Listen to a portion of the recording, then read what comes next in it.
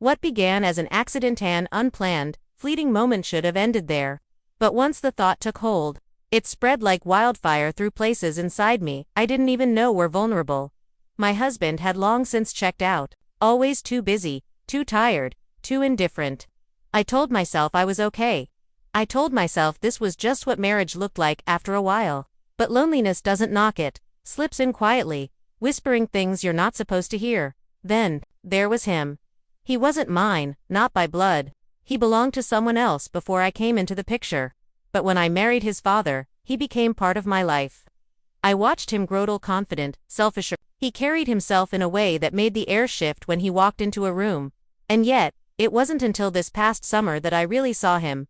Not just as my stepson, as something, else. It began subtly.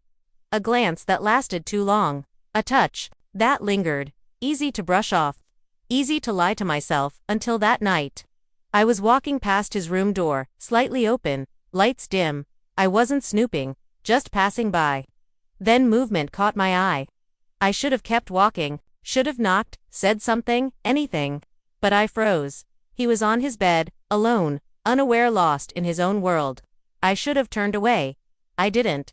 My breath caught. My body flushed with heat and shame. I couldn't look away. The way he moved, the sounds he made, it was wrong.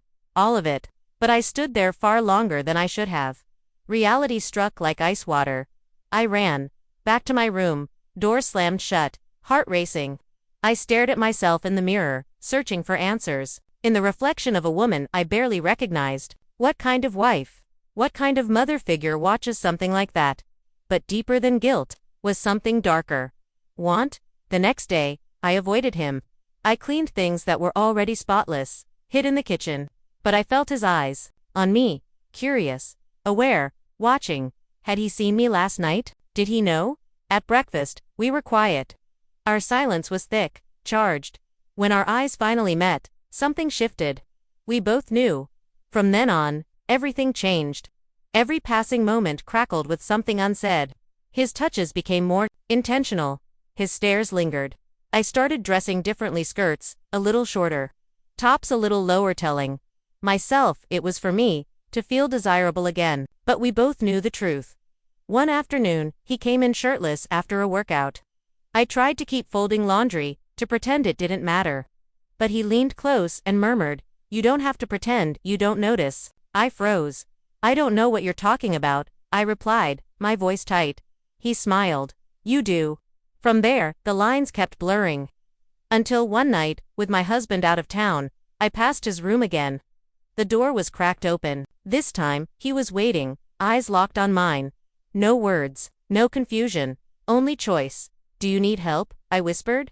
He nodded, and just like that, the line we'd tiptoed around snapped. After I stood at the bathroom sink, trembling, staring at my reflection.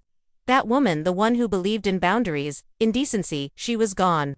In her place stood someone impulsive, selfish, hungry. And when I walked out and saw him there, leaning in the hallway with that same smug confidence, I knew this wasn't over. Not even close. We spiraled, whispers behind closed doors, brushed fingertips in hallways, stolen kisses when no one was watching. I hated how much I craved it. Hated that I couldn't stop. But danger doesn't wait. My husband, distracted for years, started noticing things. "You seem different," he said one night, touching me with rare tenderness. "Just keeping busy," I lied. But he kept watching. Then, one night in the kitchen, my stepson came up behind me. Too close, his breath on my neck. "If you keep looking at me like that, we're going to get caught," I whispered. "Maybe I want to," he replied. I turned to face him, panicked. "You don't understand what this means." "I understand exactly what it means." Before I could respond, the front door opened. My husband. Early, I pulled away. My stepson walked to the fridge, too casually. "Everything okay in here?" my husband asked, eyeing both of us. "Of course," I said, smiling too hard. But something in his stare lingered. Later, he confronted me. "I see the way he looks at you." I froze. "My son."